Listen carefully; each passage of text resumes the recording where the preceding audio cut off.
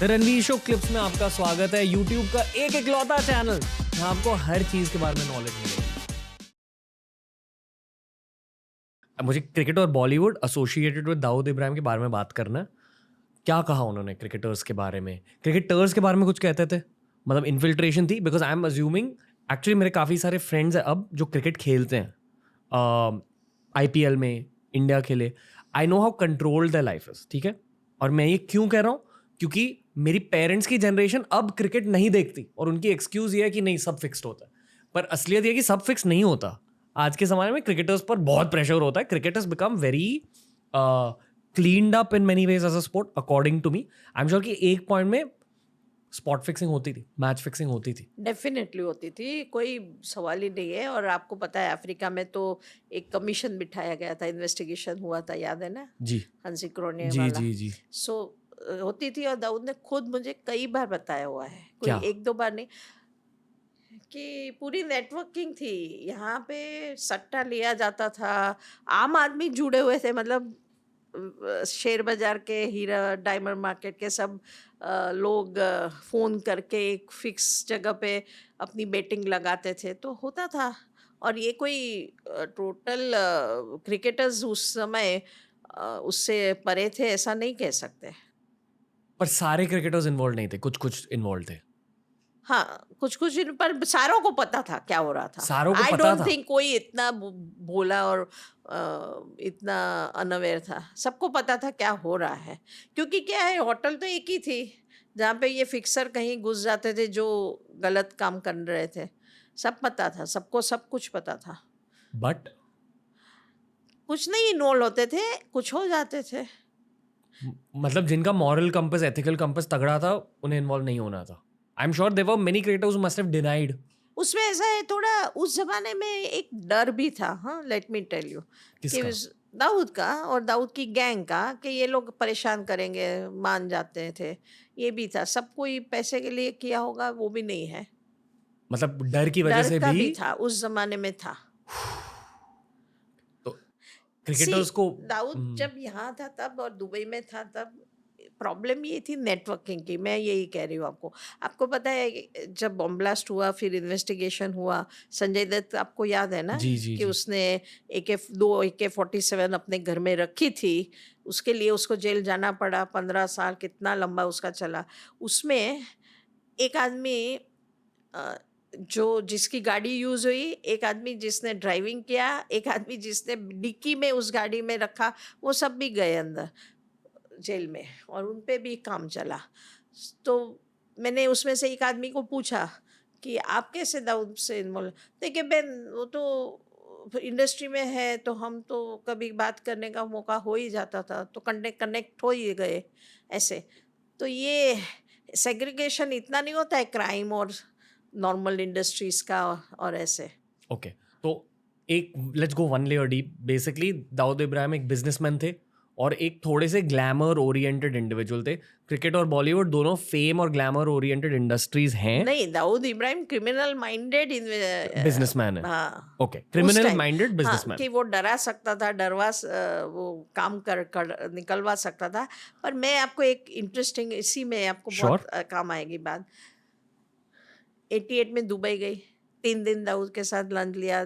Third lunch पे उसने मुझे बात समझाया, मना, फिर इंटरव्यू मिला। वो इंटरव्यू में बहुत इंटरेस्टिंग उसने स्टोरी बताई। स्टोरी जैसे वो बोला वैसे मैंने छापी। छापने के बाद आप नहीं मानेंगे रणबीर, 88 की बात है, मुझे बॉम्बे के richest of rich real estate industry factories वाले, ओहो कितने फ़ोन आए हैं। It was a jolt in my life कि सबको दाऊद के कनेक्शन चाहिए था क्यों? काम काम कर करवाने के लिए, क्योंकि कि this is pre liberalization pre India. Liberalization. और उस टाइम पुलिस को भी पैसे देने पड़ते थे। दाऊद दाऊद करवा सकता है ऐसी इमेज के कारण। और दाऊद का एक करिश्मा था, एक मिस्ट्री, एक्स फैक्टर था उस टाइम में। तो गुजराती में मेरा वो इंटरव्यू आया था अभियान मैगजीन में। और उसके बाद करीब मेरे ख्याल से 2-3 महीना मैं फ़ोन उठाती रही। वो उस टाइम तो लैंडलाइन थी, कि जिसमें तो एक बिल्डर नाम था शायद थाना वाले का, तो बोले कि बहन मैं सुसाइड कर लूँगा अगर मेरी ये ज़मीन खाली नहीं हुई, प्लीज़ अभी दाऊद का नंबर दे दीजिए, मैंने सब पैसे लगा दिया है, ऐसी-ऐसी बातें। मतलब desperation to do business, and in that business they wanted protection of criminal. क्योंकि तब ईज तो ऑफ बिजनेस भी तो नहीं मैं, था हाँ, और डेंजर भी था, मतलब हाँ, प्रोटेक्शन भी चाहिए थी और हाँ। बिजनेस तो में एक लुब्रिकेशन। एक वन सॉर्ट ऑफ पीपल ऐसे आए, एक ऐसे आए जिसको दाऊद के लोगों ने धमकी दी थी, मुझे पूछे कि आप कहिए दाऊद को कि हम तो इसमें नहीं है, हमारी बेटी को परेशान वो कर रहा था, इसलिए हमने दाऊद वाले ऐसे सब। इतना पूरा एक पूरा एक सोसाइटी का मुझे एक पिक्चर मिला दाऊद के आने के बाद। और ये बताती हूँ किसी ने मुझे नहीं कहा, ऑब्जेक्ट लेना चाहिए था मेरे हिसाब से, कि why you are meeting criminal और why are you giving publicity to it.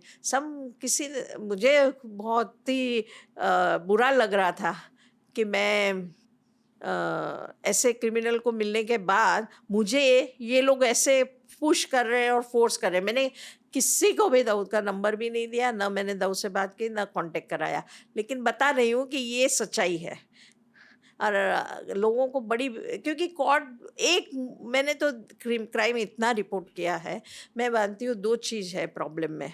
एक है कि ये कोर्ट जो इंडिया की है वो इतना टाइम लगाती है केस तय करने में, वो मेन रीज़न है कि क्राइम बढ़ता है। और दूसरा रीज़न ये है कि जो पुलिस है उसको पॉलिटिशियन और हमारे जैसे प्रिविलेज्ड पीपल काम नहीं करने देते, करप्ट करते हैं।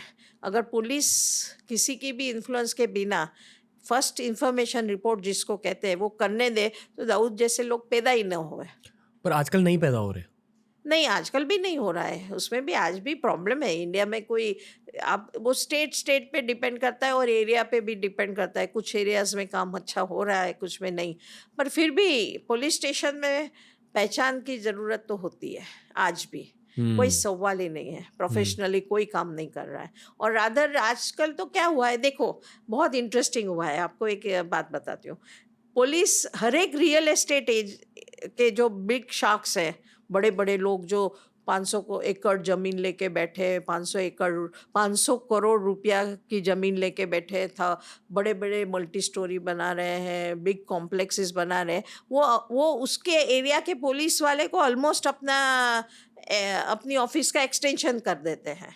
हर एक बिल्डर का पूरे देश में लोकल एरिया के जो पुलिस होती है वो उसको वो संभाल के रखता है। और वो मतलब गुजरात हो या महाराष्ट्र, आज भी लॉ एंड ऑर्डर की सिचुएशन शांत लगती है, क्योंकि वो लोग शांति से एक दूसरे से काम करते हैं।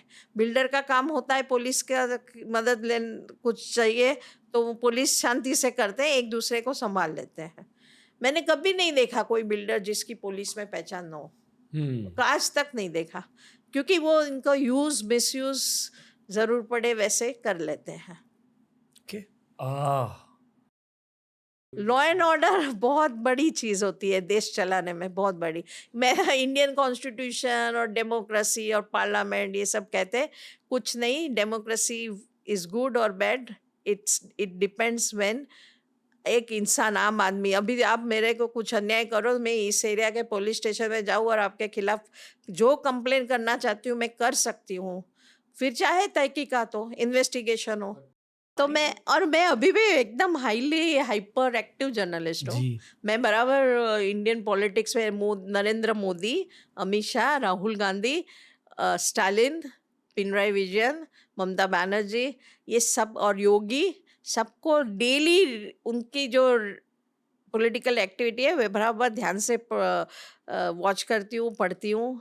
और मैं बहुत ध्यान रख रही हूँ देश का पॉलिटिक्स कहाँ जा रहा है, देश की अपने समाज कहाँ जा रहा है। दोस्तों ऐसे ही बहुत सारे क्लिप्स अपलोड किए हैं इस चैनल पर। चैनल को एक्सप्लोर करो, देखते जाओ और सीखते जाओ।